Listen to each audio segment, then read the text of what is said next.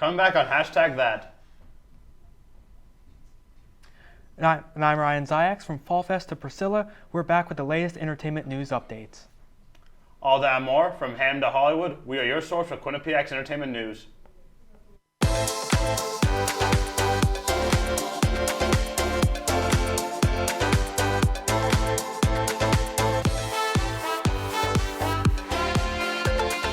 From Hamden to Hollywood, we are your source for Quinnipiac's entertainment news. The family of Alex Trebek, the late host of Jeopardy, announced that they've teamed up with Katie Couric's Stand Up to Cancer Foundation to launch the Alex Trebek Fund, which is a cancer research fund in his honor. In an interview with the LA Times, Alex's wife, Jean Trebek, stated, "Since Alex was all about the right answer, I think it's very fitting that this fund is now established in his name. It's a way for the community that loved him to put resources directly into the hands of scientists working tirelessly to fight a disease shrouded by many unknowns." Alex Trebek will forever be a staple of pop culture, whose legacy will continue to impact lives in so many ways. In other news, Casey Bloys, the CEO of HBO, apologized to a room full of journalists following a report from the Rolling Stone that stated that he instructed employees to create fake social media accounts in an effort to troll television critics who gave the service poor reviews online. Bloys explained the reasoning for this being that during the pandemic he spent an unhealthy amount of time online where he assembled a secret army to get back at these reviewers. However, Bloys does appear to have turned a corner, telling Rolling Stone, "But I do apologize to the people who are mentioned in the leaked emails, texts. Obviously, no one wants to be a part of the story that they have nothing to do with. But also, as many of you know, I have progressed over the past couple of years to using DMs, so now when I take issue with something in a review or take issue with something I see many of you, and many of you are gracious enough to engage with me in a back and forth, and I think that is a much healthier way to go about this." A recent Variety report highlights the challenges faced by Marvel Studios over the past year, impacting their recent and upcoming projects. A major focus of the report is the fallout from Jonathan Majors' arrest, which put his role as Kang the Conqueror and plans for the character in jeopardy. Marvel Studios even considered replacing Kang with Doctor Doom, though this posed its own set of headaches due to Kang already being established as a crucial part of the multiverse saga. The report also highlights the rushed productions of recent projects like The Marvels and Ant-Man and the Wasp: Quantumania. Disney Plus series like WandaVision and She-Hulk also faced challenges with last-minute visual effects being added after their premieres, and Jennifer Walters almost not hulking out to the second-to-last episode. Some other reveals highlighted in this report include Blade almost not being the lead of his own movie, Shang-Chi and the Eternals absences being due to their debut since their debuts being experiments, and talks of bringing back the original 6 Avengers after recent failures. While the report raised a lot of concern, it ends on a positive note, with Marvel approaching writers to discuss bringing the X-Men to the MCU, offering some hope for the franchise future. In other news, Kim Kardashian revealed in a new episode of The Kardashians that despite Kanye West's estimated net worth of $500 million, he has embraced a simpler lifestyle since their divorce. Kanye, now going by the name Ye, has left behind the luxurious amenities they once enjoyed and now resides in a more humble apartment with his new wife, Bianca Sensory. His lifestyle transformation includes foregoing a security team and handling household chores himself. Kim mentioned that their daughter, North, who they share, informed her that Kanye no longer has a nanny, a chef, or security, and lives in an apartment. North and her siblings seem to prefer spending time at Kanye's apartment over Kim's $60 million mansion, with North even expressing her desire for an apartment. Kardashian, Kim's sister, is related to the situation, as her children also favor spending time at her ex-partner Scott Disick's house, saying that her kids claim, quote, "Dad has the best house. Your house sucks. He has the best house. It's not super big. The vibes are better," end quote. Quinnipiac Student Programming Board and WQAQ put on their annual Fall Fest, where the Peachtree Rascals headlined. Here with the inside scoop is Liz Ippolito. Hey hashtag, it's Liz Ippolito, the executive producer for hashtag that, and today I'm here at Fall Fest, which is Quinnipiac's fall concert hosted by Quinnipiac Student Programming Board and WQAQ. This year's headliner is the Peachtree Rascals, who are most well known for their hit Mariposa, which went viral on TikTok in 2020, and here's what we got. The Peachtree Rascals came to Hamden today to perform at Quinnipiac's annual Fall Fest after the event was originally postponed due to weather. The band was ready and excited to perform. For those who aren't too aware of the Peachtree Rascals, they are an indie rap group made up of 5 childhood friends from San Jose, California. Members include Dominic Pisano, Isaac Peck, Tariq Abdel-Khalik, Joseph Barros, and Jorge Olazaba. When asked about the origin of the band's name, Joseph Barros said, quote, "We got our name 2 weeks before we released our first song. We were just throwing names at the wall. Our creative director, George, came up with Peachtree Village. I didn't like Village, so we replaced it with Rascals, and we just ran with it," end quote. When we perform on tours, everyone knows our songs. Here, we have to win over the audience and make sure they have a great time. Most people know the Peachtree Rascals from their hit song Mariposa that went viral in 2020, and we asked the band how they attributed their success to social media. Singer Isaac Peck explained, "For us, TikTok is where all of our success came from. It feels weird saying that because we didn't really do anything. It's other people who blew up Mariposa for that dance." It was cool to sit back and watch everyone have fun with our song. Working in a collaborative group is tough, but the band finds success by everyone having their own job and role. From visuals to music, the group works together to achieve their dreams and create great music. We asked the band what they hope to leave audiences with, and the lead singer Isaac Peck said, "We hope audiences leave feeling better, lighter, and happier. That's the point of the energy we like to bring. We hope everyone leaves all of their stresses and worries behind and just enjoy the moment." For more on the Peachtree Rascals, you can listen to their music on any streaming platform. That's all from me. We'll see you back after this commercial break. I think it's just vapor with flavor. It won't hurt my kid like cigarettes, right? Vaping is safer than smoking, isn't it? There's really not even that much nicotine in them, right? My kid? My kid knows it's dangerous. Get your head out of the cloud. Today, nearly 8,000 kids will start vaping, maybe even yours. Learn about the dangers at talkaboutvaping.org. Multiple studies have shown that marijuana can slow both driver reaction and response time, which can be really dangerous. He's here. He's here. Wait. What? I can't drive. Why? My. Oh.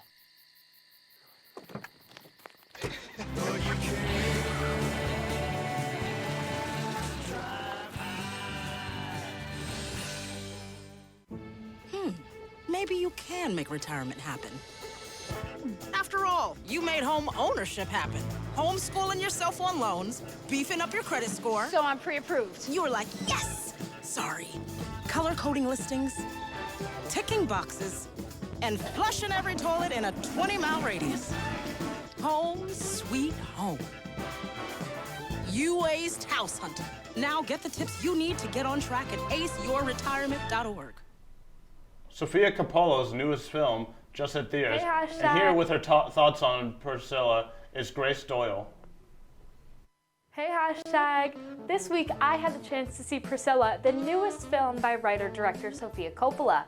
Distributed by A24, Priscilla follows the romance between Elvis and Priscilla Presley. As I discuss the film, please be aware that there is a spoiler warning in full effect for Priscilla. One aspect of the film that I adored was the direction from Sofia Coppola. There are many aspects of Elvis and Priscilla's shared life that Coppola could have chosen to portray. However, she chooses to only portray a 10-year span within their lifetime, starting from when they first met to their eventual divorce. Playing the titular role of Priscilla is Cailee Spaeny, a newcomer to the film industry. Spaeny plays this role with complete accuracy to her source material, making Priscilla to be an empathetic human being rather than a character. Of course, you can't have a film about the Presleys without the inclusion of the king himself, played by none other than Jacob Elordi. Notable for roles such as Nate Jacobs in Euphoria, Elordi admits to not knowing much about the King of Rock prior to his role.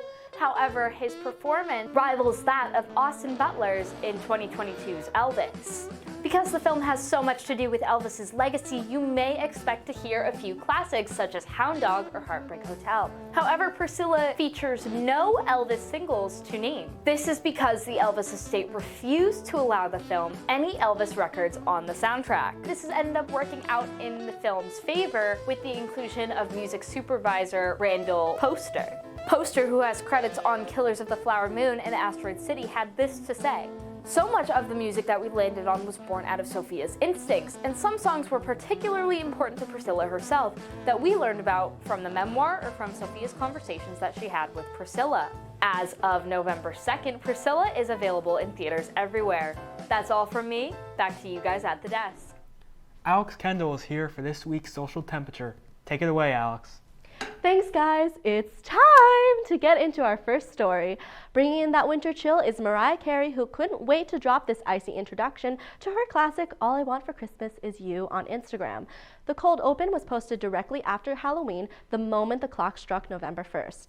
But that wasn't the only thing being posted to Instagram when news broke on the same day that Mariah Carey was being sued yet again by Andy Stone. In this $20 million lawsuit, Stone claims Carey's hit, All I Want for Christmas Is You, copies his same-name song. According to People magazine, quote, lawyers for Stone stated that All I Want for Christmas Is You received radio play in 1993 and became a hit on Billboard around the same time Carey's was released. The filing claims that Carey copied the compositional structure of Stone's 1989 song, end quote. Although, unlike his last attempt, Stone now adds more fuel to this fire by adding on that allegedly Carey has lied about the story behind the creation of her hit. As of right now, it seems frostbite's got Mariah Carey's tongue, as she has yet to make any comments to these allegations. But before we get too comfy in the chill of Mariah Carey, the Attack on Titan season has been cooking up some heat over on X. This past weekend, the long-awaited final episode released, clocking in at a staggering hour and 26 minutes, ending the series for good. So visual spoilers are ahead. The anime is on fire, with dominating the top spots of the trending page, with over 140,000 posts within the past week. And I mean literally, with the amount of fiery explosions and transformations throughout the finale. A large debate within the community before the final episode was if there would be an anime-only ending. The creator, Hajime Isayama, commented on what he wanted to change in an interview by the New York Times, saying, quote, I checked the script, but the main thing was the storyboards. They could take those into account when they were making the final decisions, end quote. Many took to X and IMDb to voice their opinions on the ending, including One Piece fans who review bombed the release as revenge from Attack on Titan fans doing the same. The AOT finale originally stood at a 9.8 on IMDb, but after the review bombing, it now stands at an 8.5. It truly went out of the fire and into the frying pan, but we will see how reviews will stand after the heat dies down. Halloween may be over, but it doesn't seem like the terror is yet. A dark cloud has taken TikTok by storm in the form of Uncanny Valley makeup videos. According to the Future Lab Reality, the Uncanny Valley is, quote, the theorized relation between the human likeness of an object and a viewer's affinity towards it, end quote. Or more commonly known as the discomfort a person has faced when something is not quite human.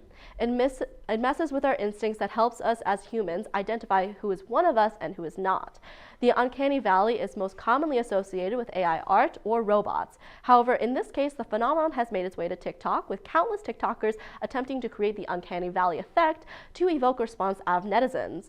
This trend has gained over 441.5 million views in traction over the last week alone, with each video more viral and disturbing than the next. But hopefully this creepy storm will soon be clear and our For You pages will be safe. That's it for this week's Social Temperature. Back to you guys at the desk. This week, record labels announced that they would be setting new rules that prevent artists from re-recording their hit albums within 10 to 30 years of release. We asked the audience on their thoughts, and this is what we found.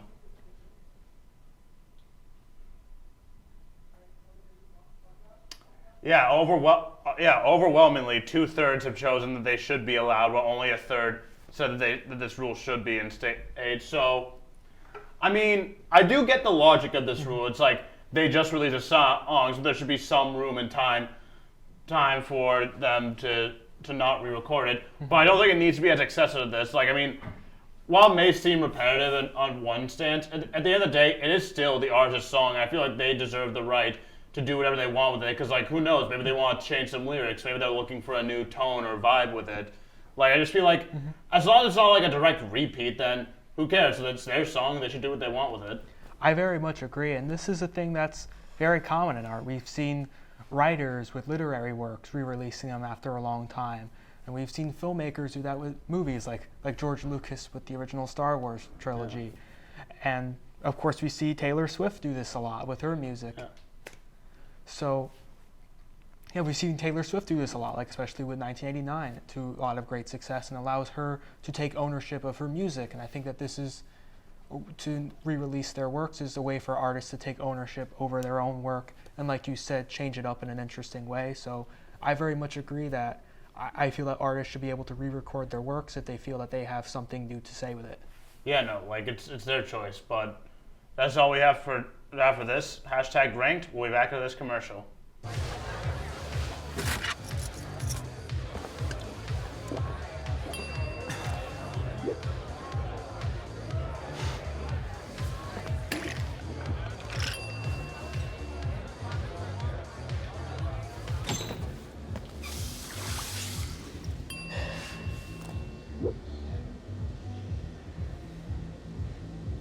If you need to do something to feel okay to drive, you're not okay to drive.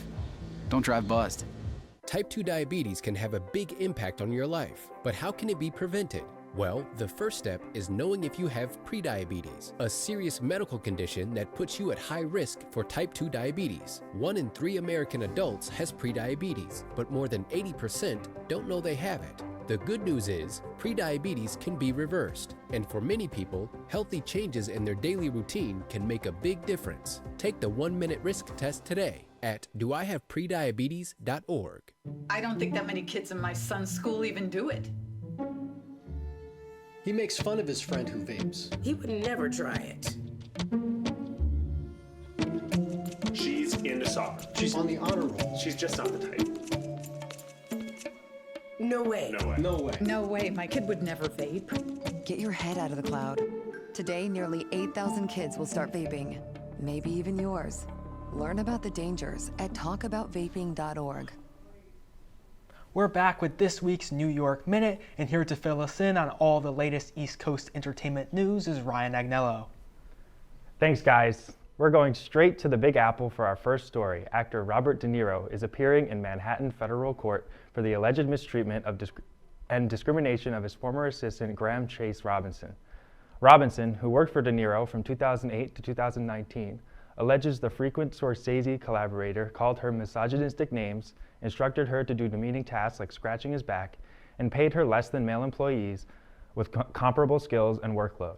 She also testified that even though she had risen through the ranks at De Niro's production company, Canal Productions, she was still assigned assistant tasks despite her position as vice president and production of finance. In response, De Niro and his lawyers denied the allegations, and according to New York Times, De Niro, quote, described himself as a trusting, attentive boss who generally did not yell at his employees, though he acknowledged one instance when he berated Miss Robinson after she failed to wake him up for an important appointment, end quote. The defense team also alleged that Robinson frequently misused company money for her own purchases, including transferring over $450,000 worth of airline miles into a personal account. Do you guys think this indicates a systemic issue of Hollywood assistants being mistreated, or are these allegations an isolated issue? What I feel like is definitely not up for debate is that her story deserves to be listened and heard. However, I'm not necessarily in a position to say that this is a systemic issue in Hollywood. However, there are certainly a lot of instances of assistants being mistreated in the industry. So yeah. Yeah, no, I agree. So whether or not the specific instance is true or not, we've been hearing lots of reports of this going on in the industry for years and years now. And just, you need to find that right boundary. Like, you can't ask your assistant to scratch your back for it. Yeah, like you can't ask your assistant to scratch your back and not pay them as well just because they don't do weird tasks. Like, and this isn't just the Hollywood industry. You see tons of industries where this happens in. So I feel like this issue does need to be shed more light on, and this definitely is an ongoing thing. Mm-hmm. Definitely, and you need those kind of professional boundaries. So, Ryan, what do you think of this? You two definitely hit the nail on the head here. Obviously these are just allegations for this instance, but it's really easy for people in positions of power, especially in Hollywood or any other places where there might be an executive level position, to take advantage of employees and mistreat them. You hear stories all the time of below the line workers having a sort of environment where this kind of treatment is normal. So I definitely think that there could be an indication of a systemic issue here, but in this scenario it's difficult to tell. Moving on. Pop singer and former Disney Channel star Sabrina Carpenter released the music video for her song Feather from the deluxe edition of her album Emails I Can't Send. The video starts and ends with Carpenter visiting a Brooklyn-based church for the funeral of several men who acted inappropriately toward her and end up dying in various ways throughout the song. Ultimately, the video reveals Carpenter feels as light as a feather with them out of her life, with the singer gleefully dancing around the altar. According to Entertainment Weekly, after the music video's release, the Diocese of Brooklyn stated, quote, "The parish did not follow diocesan policy regarding the filming on church property, which includes a review of the scenes and script," end quote. When investigating further, they claimed that when requesting permission to film in the 160-year-old church, the production team failed to accurately represent the video content. Do you think Carpenter's team should have been more clear on how they plan to use the location, or should the parish be held responsible for not following proper protocol and allowing them to film anyway? So usually I find with problems between two people, let's say, it's usually something that goes both ways, and I feel that really both of them could be at fault here for a miscommunication and sort of, a misconnection in this whole situation. Yeah, no, like, on one hand, I do feel it's possible there could have been some slight miscommunication on what was going to be going on there, but at the same time, I feel like they were clear enough that the church knew what they were going to be doing, and like they made clear their intentions, even if some scenes weren't exactly clarified. So I do think it isn't fully fair to completely bash them for not following protocol when they did have the meeting. But Ryan, what do you think about this? Definitely there could have been more communication between both parties here, but ultimately the production team was allowed to go ahead and film in the church with the assumption that they had full permission. So I think definitely the responsibility here falls with the parish for not following the proper protocol. But that's all the time we have left for New York Minute. We'll be right back after this commercial break. Honey, what I think you need is a socket wrench. I played JV basketball. I'm sorry. I don't think it looks right. This is good, and it's all good, baby. Is it really all good?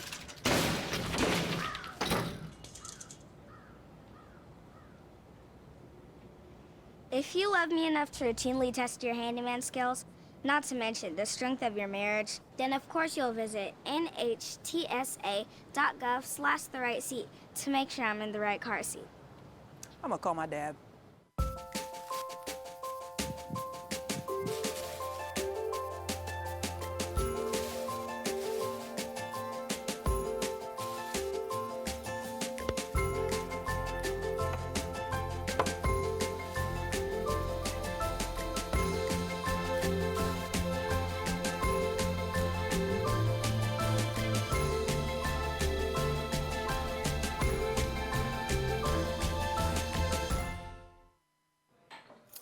What do you think you're doing, Kevin? Was just gonna drive home. There are several warning signs present that you shouldn't be driving. Like hearing voices? Like your text-to-emoji ratio? Oh man, the selfies. Selfie, nailed it. We all have warning signs that let us know that we're probably not okay to drive. Mine is pretending to be your subconscious. Craig, come on man, let's split a ride home. Invincible Season 2 just dropped. Invincible Season 2 just dropped, and here with their thoughts are Anthony and James Russo.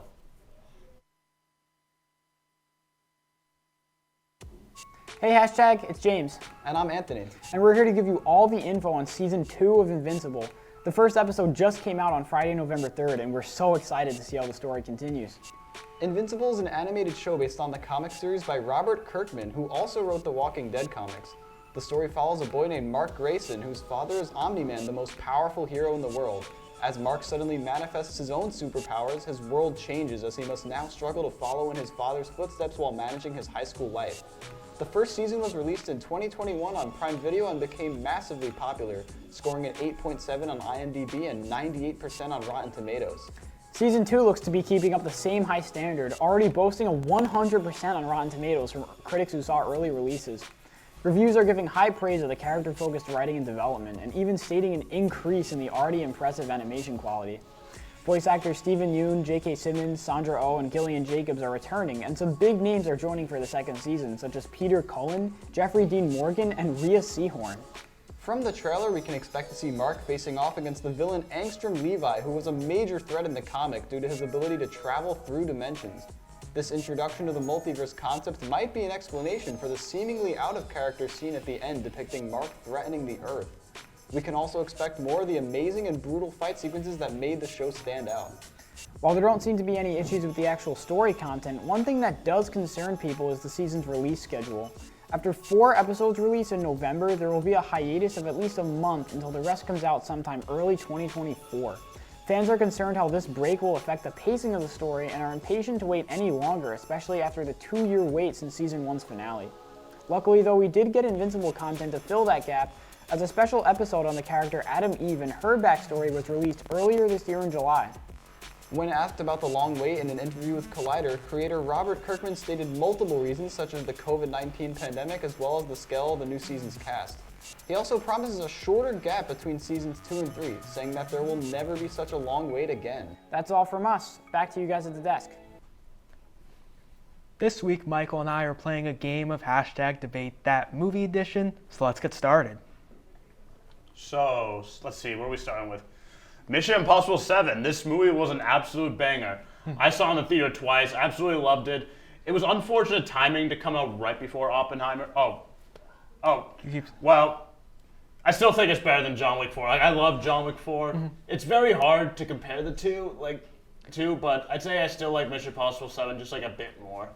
I definitely respect that take as a huge Tom Cruise fan myself, but I actually say that I prefer John Wick 4. I'm also a big Keanu Reeves guy, and I just think that John Wick 4 is one of the best action movies ever made and just an absolute triumph of what they've been able to build with this franchise so far. I still like MI7, but I do respect that opinion yourself, but let's see what they have next for us. Quantumania or Flash? I would say Flash. Yeah, I'd say Flash. Easily. I mean, both were pretty big disappointments. I mean, The Flash was a disappointing end to the DCEU. Although, in all fairness, it wasn't intended. Like, the future plans of DC changed 3 or 4 times during that entire filming. So, I'll throw it a bone, but I guess there were definitely more good moments from The Flash than Quantumania. Like, both had good ideas with poor executions, but I'd say Flash was just a bit better. Yeah, and I'm a sucker for Batman and seeing Michael Keaton's Keaton's Batman it was great to see Keaton back. And while brief, it was nice to see Ben Affleck just one last time, and that monologue he gave to Barry at the beginning was really good. Without a doubt. Yeah. So let's see what we have next. All right. Indiana Jones or Fast X? I would roll with Fast X. Yeah, I'll say Fast X was more fun. I mean, Indy 5 probably is better written just because I guess Fast and Furious, but like honestly, I really did enjoy Fast X. Like, I went into Fast X with very low hopes because I was not a fan of 9 at all. But like, this movie made me fall in love with the Fast and Furious franchise again. Like, it was just so much fun. Like, there were lots of good moments, and I'm very excited to see the return of Hobbs in the next movie. Definitely. And it very much evoked Fast 5, which was, my opinion, the best Fast and Furious movie. And we just know what to expect out of these movies at this point. Yeah, no, I'm just excited to see what's next. So, speaking of next, what do we have next? It's Guardians of the Galaxy Volume 3 or Spider-Man?